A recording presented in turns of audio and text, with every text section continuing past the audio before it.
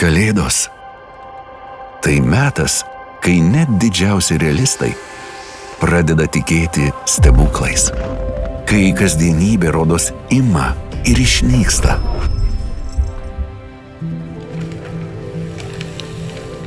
Tarsi jos nebūtų buvę.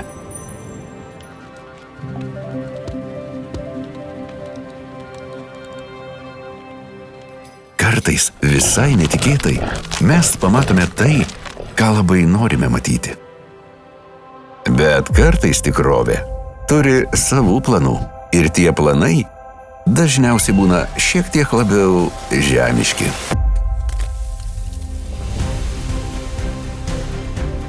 Vis dėlto gražiausia magija yra paprasta. Ji telpa šypsenose. Dovanotame žodyje.